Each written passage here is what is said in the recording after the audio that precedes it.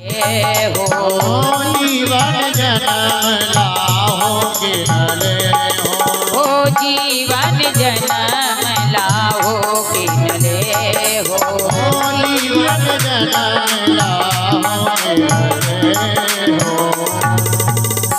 नप जुबराज राम कहूँ देव। महाराज दशरथ ने सोचा बुढ़ापा आ गया, बुढ़ापे में शीश पर राज मुकुट नहीं रुक रहा है, बार बार टेढ़ा हो रहा है, क्योंकि बुढ़ापे में खोपड़ी भी कांपती है, हाथ भी कांपता है, जबान भी कांपती है और शरीर भी कांपता है। तो इतना बड़ा ताज शरीर पर कैसे रुके? ताज को सीधा किया तो कान का बाल सफेद हो गया। परमात्मा के यहाँ जब हम जाने वाले होते हैं ना तो कितने घंटे लगते हैं? बोले 5। स्कूल में पढ़ाई होती है तो 8 घंटे लगते हैं। भगवान के यहाँ जब जाने का अवसर होता है तो कितने लगते हैं? 5 घंटे लगते हैं। साधक कहता है पहला घंटा जब लगा तो खोपड़ी के बाल सफेद हो गए। दूसरा घंटा जब लगा तो आंखों से दिखाई देना कम हो गया।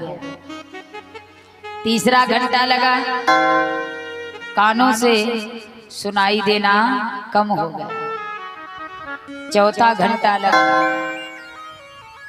कमर टेढ़ी हो जाना, शरीर काम ना करना, कभी जोड़ों में दर्द तो कभी कमर में दर्द, कभी पेट में दर्द तो कभी पैर में दर्द। 5वां जब लगा तो भैया श्री सीताराम भगवान को प्यारे हो गए। लेकिन ऐसा नहीं है। कलयुग में 15 वर्ष की अवस्था में बाल सफेद हो जाते हैं तो क्या भैया मरे वाले थोड़ी न हो गए। अब जिन भाइयों के बाल सफेद होंगे तो सोच रहे होंगे पहला लग गया। ऐसा नहीं है, क्योंकि भैया कलयुग में कोई बूढ़ा होना ही नहीं चाहता है। बाल सफेद हुए कि नहीं, 5 रुपए की वो क्या आती भैया, काली काली डाई, उसको लगा करके बैठ जाते। क्यों? बूढ़े न लगे।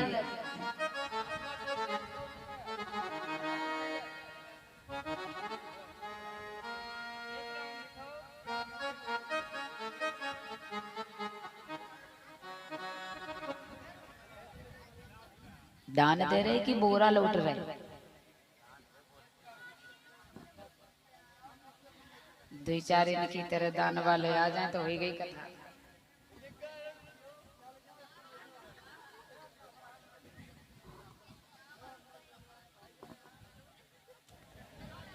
यह क्या हो जिंदगी है भैया। बोलिए सियावर रामचंद्र की।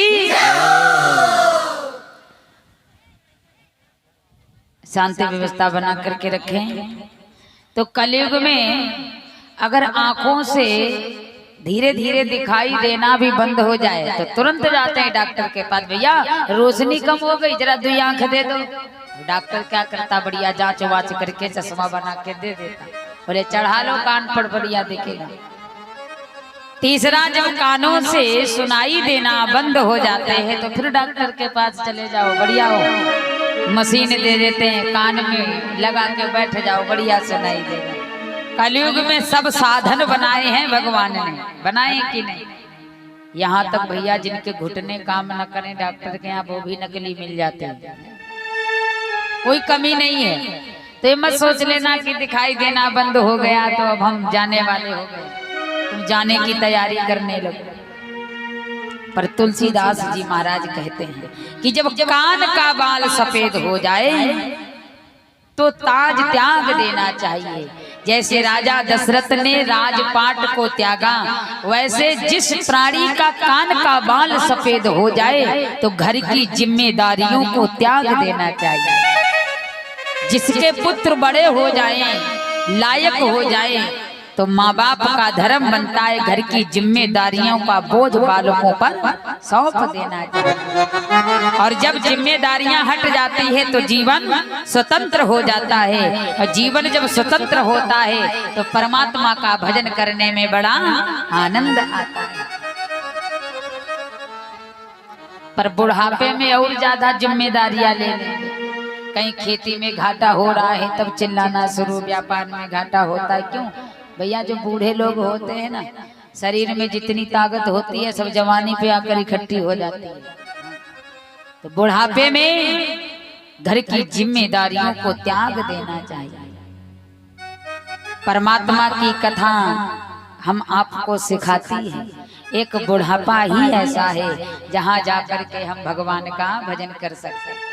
कई लोगों से कहो कि भैया भगवान की कथा हो रही है, चलो 2-4 मिनट सुनो, आनंद आएगा।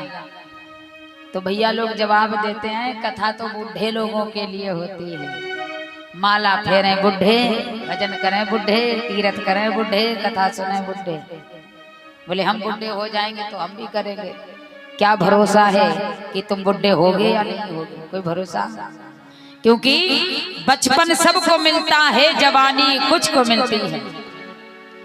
बचपन सबको मिलता है, जवानी कुछ को मिलती है, और बुढ़ापा एक ऐसा सच है बड़ी मुद्दत से मिलता है।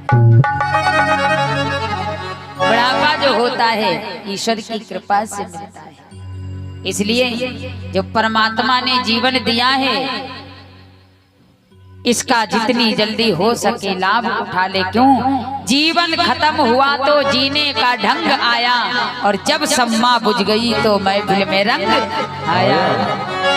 कि जीवन खत्म हुआ तो, कि जीवन खत्म हुआ